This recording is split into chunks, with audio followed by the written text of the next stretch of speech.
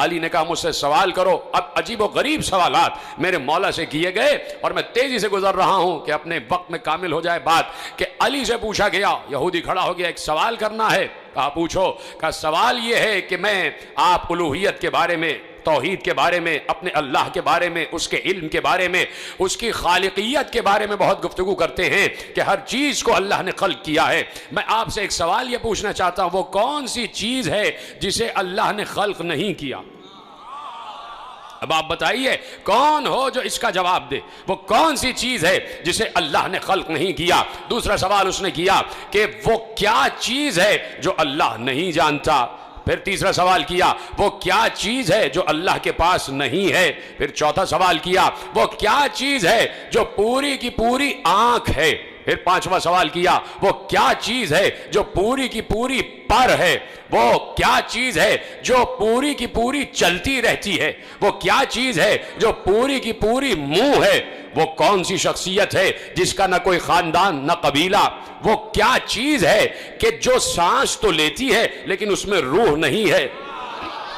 آپ دیکھ رہے ہیں علی سے سوالات ہو رہے ہیں، علی سے مسلسل سوال ہو رہے ہیں۔ میں تو آپ کو مسلسل سوال عرض کر رہا ہوں لیکن علی فوراً جواب دے رہے تھے، اور ابھی میں آپ کو جواب آپ کے حوالے کروں گا۔ وہ کون سی چیز ہے جو روح تو رکھتی ہے، جو سانس تو لیتی ہے لیکن اس میں روح نہیں ہے؟ یہ بتائیے وہ کون سی اشیاء ہیں جو زمین پر چلی بھی پھری بھی لیکن کسی ماں کے رحم سے پیدا نہیں ہوئی، کسی ماں کے شکم سے پیدا نہیں ہوئی؟ وہ کون سی قبر تھی جو اپنے صاحب کو لے کے گھومتی رہی؟ وہ کون سا درخت ہے کہ جس کے سائے میں 100 سال تک انسان چلتا رہے پھر بھی اس کا سایہ ختم نہیں ہوگا؟ اور کیا اس کی مثال کوئی دنیا میں ہے؟ وہ کون سے لوگ ہیں جو کھائیں گے بھی پیئیں گے بھی لیکن بول و براز نہیں کریں گے، نجاست نہیں ہوگی؟ یہ بتائیے یہ ناقوس کیا کہتا ہے؟ یا علی یہ بتائیے یہ جو آسمانوں کے تالے ہیں وہ کیا ہیں اور ان تالوں کی چابیاں کیا ہیں؟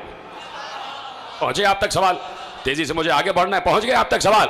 علی جواب دے رہے تھے، کہا تو نے پہلا سوال کیا کہ وہ کون سی چیز ہے جسے اللہ نے خلق نہیں کیا، تو سن وہ قرآن ہے۔ قرآن اللہ کا علم ہے، وہ اس کا ذاتی علم ہے، اسے اللہ نے خلق نہیں کیا۔ جب بات پہنچ رہی تو میرا ساتھ دینا، میرا ساتھ نہیں، علی کو داد دے۔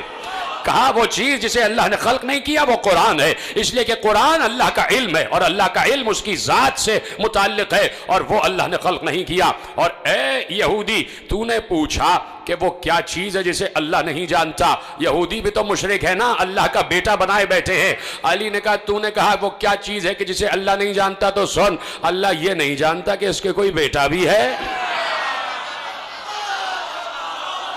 اور تو نے سوال کیا کہ وہ کیا چیز ہے کہ اللہ کے پاس نہیں ہے؟ کہا سن اللہ کے پاس سب کچھ ہے لیکن اللہ کے پاس ظلم نہیں ہے۔ دیکھو علی کو داد دینا ہے آخری آدمی تک۔ کہا اللہ کے پاس ظلم نہیں ہے۔ کہا تو نے سوال کیا کہ وہ کون سا شخص ہے کہ جس کا نہ کوئی خاندان نہ قبیلہ؟ کہا وہ حضرت آدم۔ دیکھیں علی کیسے جواب دے رہے۔ تو نے سوال کیا وہ کون سی چیز ہے جو پوری کی پوری آنکھ ہے، جو پوری کی پوری آنکھ ہے؟ کہا وہ سورج ہے۔ سلامت رہے، کوئی علی کے علاوہ جواب دے سکتا تھا؟ کہا وہ کون سی چیز ہے جو پوری کی پوری آنکھ ہے؟ کہا وہ سورج ہے۔ اور سن تو نے سوال کیا وہ کون سی چیز ہے جو پوری کی پوری منہ ہے؟ منہ ہے۔ کہا وہ آگ ہے، ہر چیز کو کھا جاتی ہے، ہر چیز کو کھا جاتی ہے۔ کہا تو نے سوال کیا وہ کون سی چیز ہے جو بس چلتی ہی رہتی ہے؟ کہا وہ پانی ہے، رکتا نہیں ہے۔ کہا تو نے کہا کہ وہ کون سی چیز ہے جو پر ہی پر ہے؟ کہا وہ ہوا ہے، اڑتی ہی رہتی ہے۔ توجہ ہے آپ کی؟ علی جواب دے رہے ہیں، علی جواب دے رہے ہیں، اور آپ کو فخر ہے علی پر تو بولے جاؤ علی جواب دے رہے ہیں۔ اور تصور کرو کہ تم بھی بیٹھے ہوتے اور علی جواب دے رہے ہوتے تو میں اور تم کتنی داد دے رہے ہوتے علی کو۔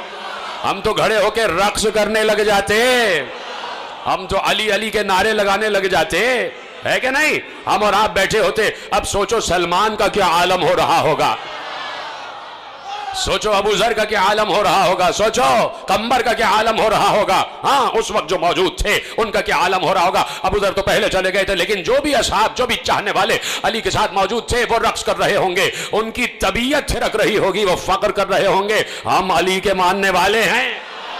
ہم اس عالم کے ماننے والے ہیں کہ جس نے کبھی بھی اسلام کو کبھی بھی جس نے پست نہیں ہونے دیا، اسلام کو کبھی بھی جس نے شرمندہ نہیں ہونے دیا. کہا وہ چیز کہ جو ہر وقت چلتی رہتی ہے وہ پانی ہے، جو پر ہی پر ہے، وہ ہوا ہے، وہ اڑتی ہی رہتی ہے، جس کا کوئی خاندان قبیلہ نہیں، وہ آدم ہے. سنو، تو نے سوال کیا کہ وہ کون سی چیز ہے جو سانس تو لیتی ہے لیکن اس میں روح نہیں ہے. کون جواب دے اس کا؟ جو سانس تو لیتی ہے لیکن روح نہیں ہے. علی نے کہا میرے ہی نبی کے قلب پر جو قرآن نازل ہوا اس میں اللہ نے کہا وَالصُّبْحِ اِذَا تَنَفَّسَا، مجھے سانس لیتی ہوئی صبح کی قسم. سلامت رہیں آپ. وَالصُّبْحِ اِذَا تَنَفَّسَا، مجھے سانس لیتی ہوئی صبح کی قسم. کیسے علی جواب دے رہے ہیں؟ آؤ علی سے سوال کرو. اپنی دانش میں کوئی مشکل ترین سوال بھی ہو، منبر پہ مشکل کشا ہی تو بیٹھا ہوا ہے. ممبر پہ مشکل کشا ہی تو بیٹھا ہوا ہے. کہا تم نے سوال کیا کہ وہ کون سا درخت ہے جس کے سائے میں 100 سال تک چلتے رہو پھر بھی اس کا سایہ ختم نہیں ہوگا. کہا سنو، وہ شجر طوبہ ہے جو جنت میں ہے اور جنت کے ہر قصر میں اس کا سایہ ہوگا. یہودی نے کہا یا علی، اس کی کوئی دنیا میں مثال ہے کہ درخت ایک اور اتنی وسیع جنت کے جس کی کوئی حد نہیں ہے، حدود نہیں ہے جنت کی. اس دنیا کی کئی دنیایں، اتنی بڑی جنت کا ایک درخت اور جنت کے ہر گھر میں اس کا سایہ. یا علی کوئی اس کی مثال ہے؟ کہا تمہارے سامنے ہی تو ہے. سورج ایک ہوتا ہے، پوری دنیا کے ہر گھر میں اس کی روشنی جا رہی ہے. سلامت رہیں آپ. کہا سورج ایک ہوتا ہے اور جب طلوع کرتا ہے دنیا کے ہر گھر میں اس کی روشنی جا رہی ہوتی ہے. کہا یا علی یہ بتائیے کہ وہ کون لوگ ہوں گے جو کھائیں گے پیئیں گے لیکن نجاست نہیں کریں گے. کہا وہ جنت میں لوگ ہوں گے جو اللہ کی نعمتیں کھائیں گے بھی پیئیں گی لیکن کوئی نجاست نہیں ہوگی. اس نے کہا دنیا میں اس کی کوئی مثال ہے؟ کہا ہے. 9 مہینے بچہ ماں کے شکم میں رہتا ہے، کھاتا بھی ہے پیتا بھی ہے، نجاست نہیں کرتا.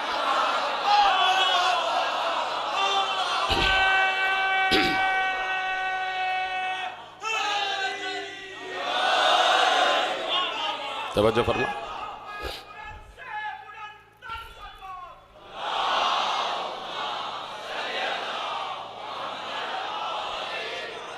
تو نے سوال کیا وہ کون سی قبر ہے جو اپنے صاحب کو لے کر گھومتی رہی.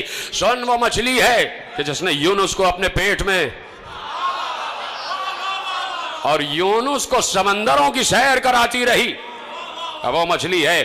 کہا کہ تو نے سوال کیا وہ کون سے ذی نفس ہیں کہ جنہوں نے کھایا بھی پیا بھی لیکن کسی ماں کے شکم سے نہیں پیدا ہوئے. کہا آدم، حوا، عصائے موسیٰ، صالح کی اونٹنی اور اسماعیل کی جگہ جو دمبا آ گیا. کہا یہ کسی ماں کے شکم سے پیدا نہیں ہوئے. کہا سن، تو نے سوال کیا آسمانوں کے تالے کیا ہیں، آسمانوں کے قفل کیا ہیں، آسمانوں کے تالے کیا ہیں. کہا سن، آسمانوں کے تالے ہیں شرک. علی جواب دے. اس پہ تو آپ کو بھڑک جانا چاہیے تھا، اس لیے کہ علی ہی تو توحید کا بچانے والا ہے. کہا آسمانوں کے تالے ہیں شرک کرنا آسمانوں کے تالے. اس لیے کہ اگر کوئی مشرک ہوگا اس کی دعا آسمانوں تک نہیں جا سکتی. علی کا جملہ ہے. کہا جو مشرک ہوگا اس کی دعا آسمانوں تک نہیں جا سکتی. آسمانوں کے تالے ہیں شرک. اور کہا تو نے پوچھا ان تالوں کی چابیاں کیا ہیں؟ تو سن، ان تالوں کی چابیاں نہ سونے کی ہیں نہ چاندی کی ہیں. ان تالوں کی چابیاں ہیں لا الہ الا اللہ محمد الرسول اللہ.